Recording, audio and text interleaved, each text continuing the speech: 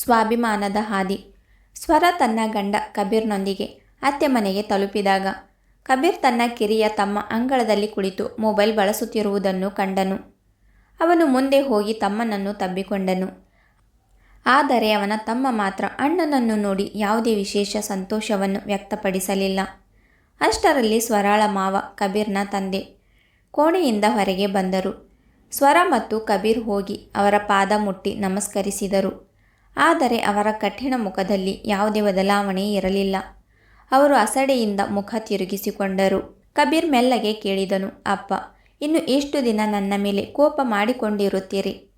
ನಾನು ನನ್ನ ಎಲ್ಲ ಜವಾಬ್ದಾರಿಗಳನ್ನು ನಿಭಾಯಿಸಲು ಬಯಸುತ್ತೇನೆ. ನಿಮ್ಮೊಂದಿಗೆ ಒಳ್ಳೆಯ ಸಮಯ ಕಳೆಯಬೇಕು. ಒಬ್ಬ ಮಗನಾಗಿ ನಾನು ಮಾಡಬೇಕಾದ ಎಲ್ಲವನ್ನು ನಿಮಗಾಗಿ ಮಾಡಲು ಬಯಸುತ್ತೇನೆ. ಕಬೀರ್ನ ತಂದೆ ಅಂಗಳಕ್ಕೆ ಬಂದು ತಮ್ಮ ಚಿಕ್ಕ ಮಗನಿಗೆ ಹೇಳಿದರು, ಇವನಿಗೆ ಹೇಳು, ಪೂಜೆಯ ಎಲ್ಲ ವ್ಯವಸ್ಥೆಗಳನ್ನು ಇವನೇ ನೋಡಿಕೊಳ್ಳಲಿ.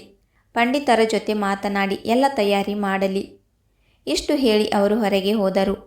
ಸ್ವಲ್ಪ ಸಮಯದ ನಂತರ ಕಿರಿಯ ತಮ್ಮ ಎಲ್ಲವನ್ನು ವಿವರಿಸಿ ತಾನು ಎಲ್ಲೋ ಹೊರಗೆ ಹೋದನು. ಕಬೀರ್ ಬಂದ ತಕ್ಷಣ ಪೂಜೆಯ ತಯಾರಿಯಲ್ಲಿ ತೊಡಗಿದನು. ಮನೆಯಲ್ಲಿ ಪ್ರತಿ ವರ್ಷ ಕಥಾಶ್ರವಣ ಅಥವಾ ಪೂಜೆ ನಡೆಯುತ್ತಿತ್ತು ಮತ್ತು ಅದರ ಸಂಪೂರ್ಣ ಜವಾಬ್ದಾರಿಯನ್ನು ಕಬೀರ್ ವಹಿಸಿಕೊಳ್ಳುತ್ತಿದ್ದನು.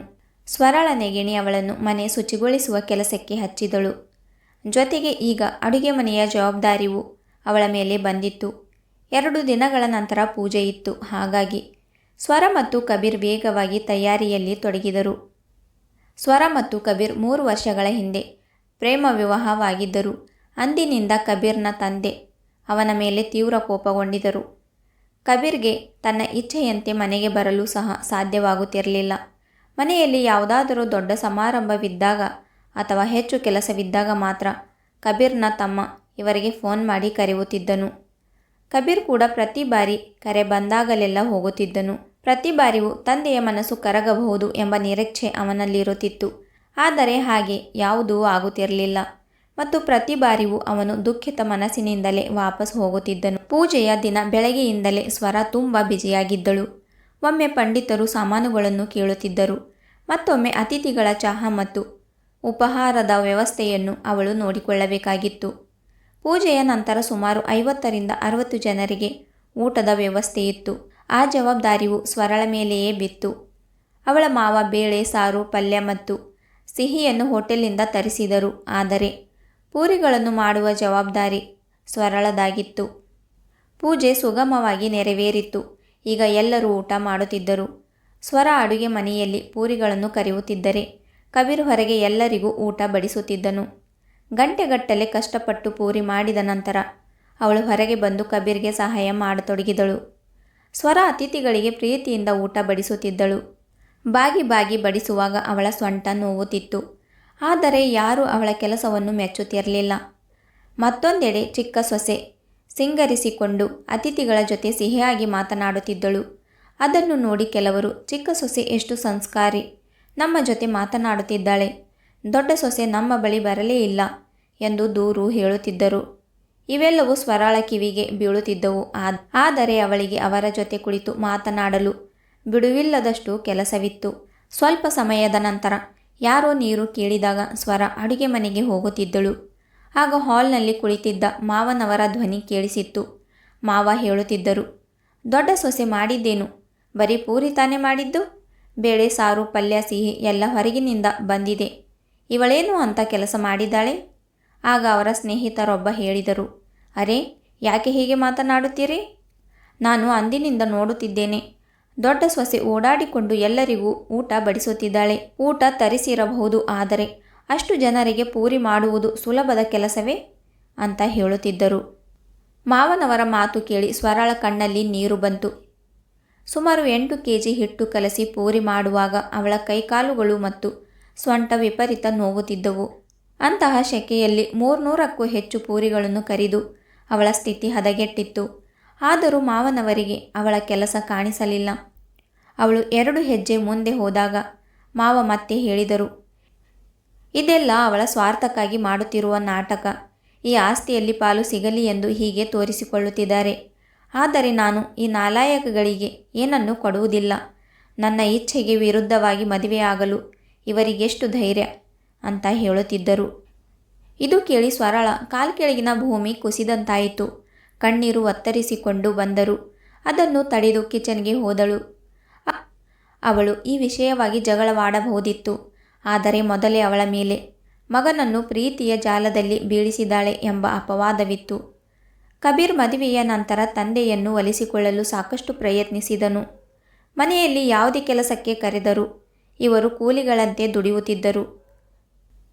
ಸ್ವರ ಒಮ್ಮೆ ನಾವು ಅಲ್ಲಿ ನೌಕರರಂತಿದ್ದೇವೆ ಎಂದು ಹೇಳಿದಾಗ ಕಬೀರ್ ಕೋಪಗೊಂಡು, ನನ್ನ ಮನೆಯವರನ್ನು ಒಲಿಸಿಕೊಳ್ಳಲು ನಾನು ಮಾಡುವ ಪ್ರಯತ್ನಕ್ಕೆ ನೀನು ಜೊತೆಯಾಗಬೇಕು ಎಂದಿದನು. ಹಾಗಾಗಿ ಸ್ವರ ಸುಮ್ಮನಿದ್ದಳು.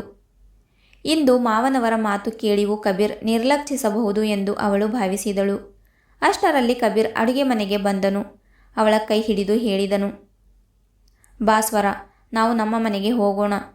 ಅವಳು ಆಶ್ಚರ್ಯದಿಂದ ಕೇಳಿದಳು, ಆದರೆ ಇದ್ದಕ್ಕಿದ್ದಂತೆ ಹೇಗೆ?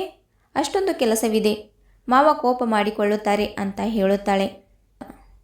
ಕಬೀರ್ ಭಾವುಕನಾಗಿ ಹೇಳಿದನು, ಅಪ್ಪ ಯಾವಾಗಲೂ ಕೋಪ ಮಾಡಿಕೊಂಡಿದ್ದಾರೆ. ಅವರ ಸ್ವಭಾವದಲ್ಲಿ ಯಾವುದೇ ಬದಲಾವಣೆ ಬಂದಿಲ್ಲ. 3 ವರ್ಷಗಳಿಂದ ಅವರ ಮನಸ್ಸು ಗೆಲ್ಲಲು ಪ್ರಯತ್ನಿಸಿದ್ದೆ. ಆದರೆ ಇಂದಿಗೂ ಅವರ ಮನಸ್ಸಿನಲ್ಲಿ ನಮ್ಮ ಬಗ್ಗೆ ಕಹಿ ಭಾವನೆಯೇ ಇದೆ. ನಾವು ಆಸ್ತಿಯ ಆಸೆಗಾಗಿ ಇಲ್ಲಿಗೆ ಬರುತ್ತಿದ್ದೇವೆ ಎಂದು ಅವರು ಭಾವಿಸಿದ್ದಾರೆ. ನನ್ನ ಪ್ರೀತಿ ಅವರಿಗೆ ಕಾಣಿಸಲಿಲ್ಲ. ನನಗೆ ಅವರ ಆಸ್ತಿ ಬೇಕಿಲ್ಲ, ಕೇವಲ ಪ್ರೀತಿ ಮತ್ತು ಆಶೀರ್ವಾದ ಬೇಕಿತ್ತು. ಅವಳನ್ನು ಕರೆದುಕೊಂಡು ಕಬೀರ್ ತಂದೆಯ ಬಳಿ ಹೋದನು. ಗದ್ಗದಿತ ಧ್ವನಿಯಲ್ಲಿ ಹೇಳಿದನು, ಅಪ್ಪ, ನಾವು ಹೋಗುತ್ತಿದ್ದೇವೆ. ನನಗೆ ನಿಮ್ಮ ಆಸ್ತಿ ಮೇಲೆ ಯಾವುದೇ ಆಸೆ ಇಲ್ಲ. ನಾನು ಇಲ್ಲಿಗೆ ಕುಟುಂಬದ ಮೇಲಿನ ಪ್ರೀತಿಯಿಂದ ಬರುತ್ತಿದ್ದೆ. ಆದರೆ ನಾನು ಆಸ್ತಿಗಾಗಿ ಬರುತ್ತಿದ್ದೇನೆ ಎಂದು ನೀವು ಭಾವಿಸುತ್ತಿರುವುದರಿಂದ ಇನ್ನು ಮುಂದೆ ಆ ಆಸೆಗಾಗಿ ನಾನು ಬರುವುದಿಲ್ಲ. ನೀವು ಪ್ರೀತಿಯಿಂದ ಕರೆದರೆ ಮಾತ್ರ ಬರುತ್ತೇನೆ.